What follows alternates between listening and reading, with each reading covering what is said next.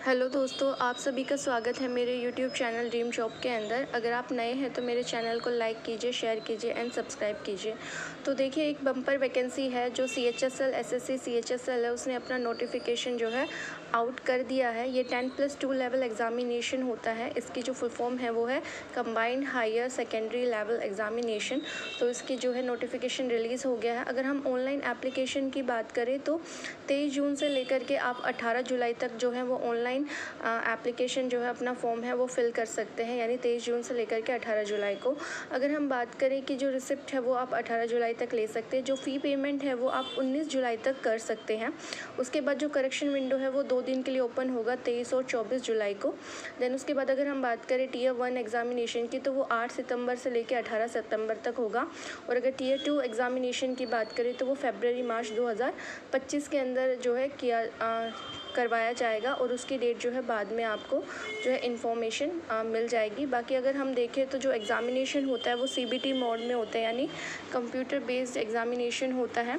तो इसके अंदर जो है आप जो है अप्लाई कर लीजिए। देन उसके बाद अगर हम बात करें पे स्केल की, जो पे स्केल है वो काफ़ी अच्छा रहने वाला है। अगर हम बात करें LDC की, यानी लोअर डिवीज़न कलर क्या जूनियर सेक्रेटरी असिस्टेंट की, तो जो है पे लेवल 2 के हिसाब से आपकी जो सैलरी रहने वाली है वो 19,900 से लेकर के 63,200 रुपये तक रहने वाली है। और अगर हम बात करें डेटा एंट्री ऑपरेटर की, तो इसका अगर लेवल 4 पे स्केल है तो 25,500 से लेकर 81,100 रुपये तक है।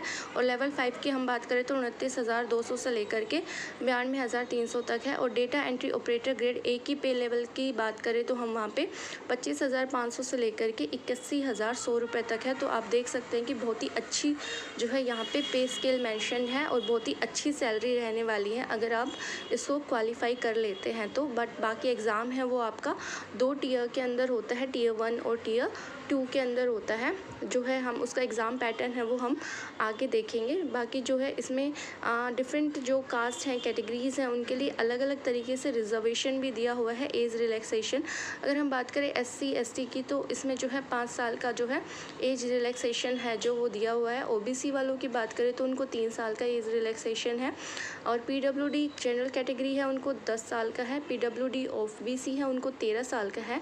एंड PWD SC ST है उनको 15 साल का जो है एज रिलैक्सेशन दिया हुआ है। बाकी इसमें ex serviceman, defence personnel, different जो कैटेगरीज़ हैं उनके लिए अलग अलग जो है एज रिलैक्सेशन जो है नोटिफिकेशन के अंदर दिया हुआ है, कम्प्लीटली मेंशन है। तो आप वो जो है साइट पर जा कर के आप उसमें पढ़ सकते हैं। उसके बाद अगर हम बात करें इसकी फ़ीस की, तो जो फ़ी रहने वाली है वो ज़्यादा नहीं है, बहुत ही कम जो है मिनिमल फ़ीस है जो है SSC के एग्ज़ामिनेशन में आपको चार्ज की जाती है। That is 100 rupees, only 100 rupees जो है वो भी अनरिज़र्व कैटेगरीज़ के लिए है। बाकी अगर हम बात करें SC ST शेड्यूल कास्ट जो भी हैं, PWDs हैं, एक्स सर्विसमैन हैं, उन सब के लिए किसी भी तरीके की कोई भी फ़ीस जो है SSC की एग्ज़ामिनेशन में चार्ज नहीं की जाती, यानी 100 रुपये जो है सिर्फ जनरल कैटेगरी से लिए जा रहे हैं, बाकी सबसे नहीं लिए जा रहे। उसके बाद अगर हम बात करें Tier 1 एग्ज़ामिनेशन की, तो इसके अंदर 4 सेक्शंस हैं। इंग्लिश लैंग्वेज आएगी, जनरल इंटेलिजेंस आएगी, क्वांटिटेटिव एप्टीट्यूड आएगा, या और जनरल अवेयरनेस आएगी, यानी इंग्लिश और रीजनिंग, मैथ्स और GK जो नेशनल GK है वो इसके अंदर आएगी। 60 मिनट्स का एग्ज़ामिनेशन होगा, यानी मतलब कि आपको जो है 60 मिनट दिए जाएंगे।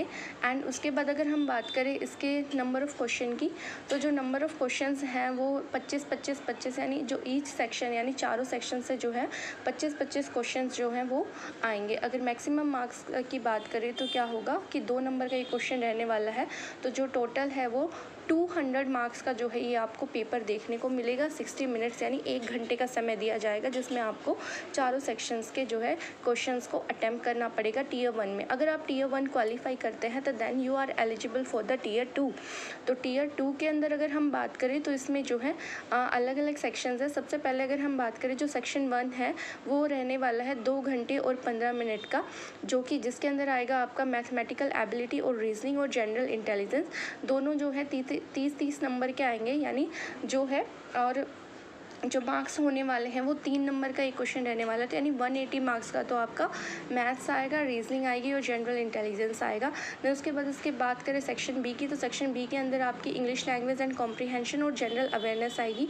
यानी जो आपकी इंग्लिश रहने वाली है वो 40 मार्क्स की, और जनरल अवेयरनेस वो आपकी 20 मार्क्स की रहने वाली है।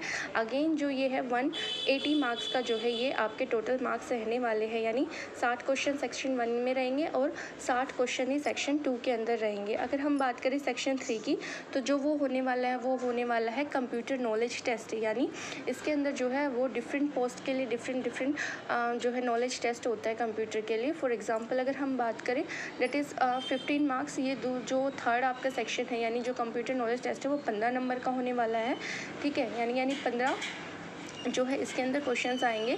तो हम इसकी बात कर सकें 3 नंबर का एक है तो 45 मार्क्स का ये आपका रहने वाला है। अगर हम बात करें तो इसमें स्किल टेस्ट होता है, बेसिकली इसके अंदर टाइपिंग वगैरह करवाई जाती है, तो ये सब चीज़ें होती है जो आपका स्किल टेस्ट होता है, यानी जो सेक्शन 3 होता है उसके अंदर टाइपिंग वगैरह करवाई जाती है।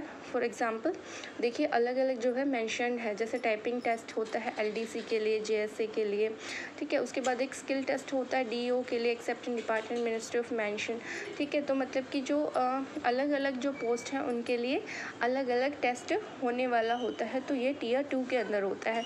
बेसिकली टियर 2 जो है उसमें सेक्शन 1 होता है जिसमें मैथ्स आता है आपका और रीजनिंग आती है, और सेक्शन 2 होता है जिसके अंदर आपकी इंग्लिश लैंग्वेज एंड कॉम्प्रीहेंशन होता है एंड जनरल अवेयरनेस होती है। सेक्शन 3 होता है वो आपका होता है कंप्यूटर बेस्ड टेस्ट होता है, ठीक है। तो बेसिकली जो है इसमें 2 टियर्स होते हैं।